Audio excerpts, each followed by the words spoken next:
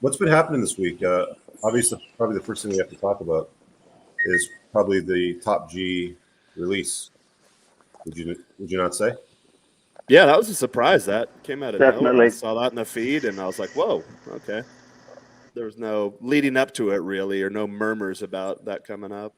Yeah, it was certainly a bit of a shock, but there were some predictions made by some people. So it's good that he's moving, taking a step forward in the right direction, and getting more of his freedom back. But it's still a bit of a shame that they stole it from him. My son is off in Australia on vacation with his mom, and I told him Top G got released. He said it was the best news he got. That's good. Top G is on South Park too. When they first brought him in the frame, I'm like, "Are they trying to do Andrew Tate there?" And then he came back later in the show, and they gave him a different name, like, "Oh, the Romanian human trafficker," and I was like, "Ah, that's pretty funny." Sorry, did they incorporate him into a South Park episode? Yeah, he didn't. He only had a few seconds of airtime though. He was. They were on spring break. Randy wanted a bunch of hoes to come over to have like a real spring break party, and he's like, "Hey, we need more people for the party." And the pimp was Andrew Tate, but they gave him some weird name. Oh, okay. All right, let's set it up this way. It looks like the widescreen's better. Might be one or two others that pop in too. Looks like Moff's at the gym. So, what else was on the trending this week? Obviously, the biggest news, I guess, Andrew getting house arrest, which seems like shit news, but it's actually better than sitting in a jail cell rotting in a fucking cubicle, right? God, Yeah, that would suck. I think between him, Trump, and Douglas McKay getting found guilty of making a meme in 2016. I'm not sure if you guys. It just confirms to me about the Matrix. You know, we sounded like conspiracy theorists 2 years ago, and now it's. I don't know if you saw a lady who done something very similar to Douglas McKay. She set up a fake pro-Trump account and told Trump voters to go vote by text. Nothing happened to her, whereas this guy is facing 5 to 10 years in jail for making a meme. Yeah, rules for thee, not for me. That's how it goes, isn't it? Yeah. That sounds about right. Yeah, sounds about right. So, whether, no matter where you are aligned politically, the Matrix is there. It protects itself and it doesn't want people breaking out of the Matrix. And, I told my son, I said, the only reason they went after Andrew Tate was because he was unplugging kids, high school kids like my son, from the Matrix. They need him plugged in. Yeah, it's. I get it. It's an unfortunate reality of the world today. Is you have to muffle your opinions and ideas because, like 50 years ago, you could say whatever you want in a room. Now, if you say things that they don't like because of the internet and because of amplification, it can spread far and wide. So this is how they handle you. Well, it started from people getting easily offended, right? Yeah. So they don't really. Yeah, that's where it started. They don't really have to defend the some arguments with facts or logic. They just feel offended, and then they can cancel you, or they can punch a Nazi, and suddenly violence is justifiable. And when people widely start to accept that premises, then the state will take advantage of that.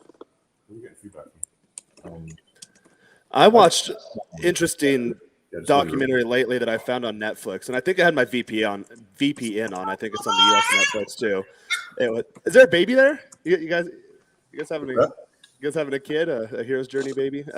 No, that was my ringtone. Somebody was trying to call me, but that'll get your attention.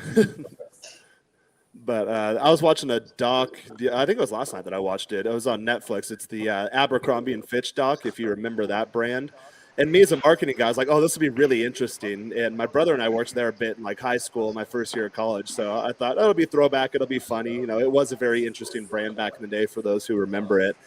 And really at the end of it, all I got, it was obviously a Netflix production. So it was like really littered with kind of woke stuff. And as the doc went on, it became more and more woke.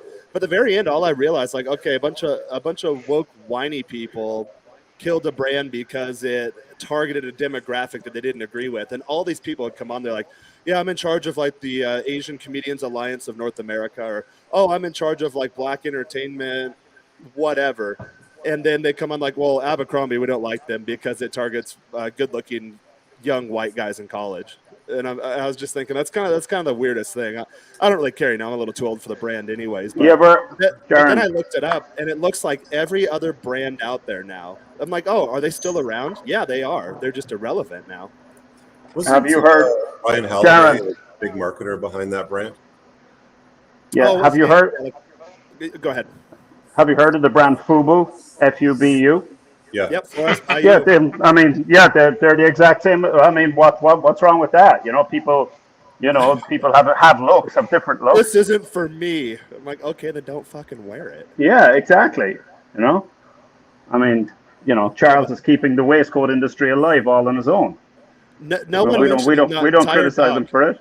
It's like, oh, it's for a bunch of preppy young white kids, and then some fat chick with a label down there, like a group she represents that clearly discriminates. I'm like, okay, can't you make your own brand? Do you have to have everything? Do we have to be putting fat people and fit people clothes? And I make this complaint too, because back when I was fat, it was really hard to find clothes. And then once I became fit, I'm like, I actually liked brands like Abercrombie because it was a bit wider in the shoulders and it kind of tighter on the bicep and tapers in on the sides. It's not flowy for like every other brand out there is for fat people.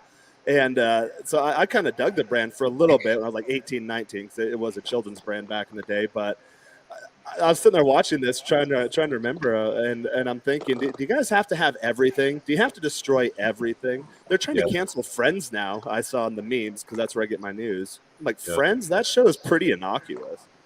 It's today it would be considered too offensive for some people, and even back then, there's some folks that have blamed Friends for the general softening of the West, which is interesting because I saw something this morning where Jennifer Aniston said that they wouldn't be able to do a version of Friends today because it would be too offensive. But there's people that criticize Friends as being one of the pivotal points in history that has softened, the West in such a sense. Because really, the guys in the show, like even Joey, as much of a player he was portrayed to be in the show, wasn't that masculine of a dude. He was still kind of like quirky. Wet noodles, like Bert. Yeah, a little bit like him.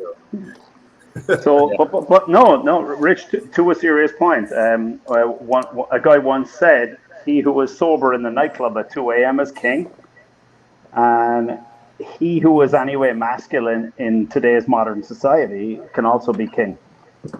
Yeah, because if we all go back to when we were all plugged in and when we were all trying to, I remember this in the 90s, and you probably remember it too, Rich. The younger guys don't, but this whole new man, there was a new man kind of on the scene who could do cooking and cleaning and all this shit, and was just kind of becoming a soft, subservient type of dude, and it was encouraged.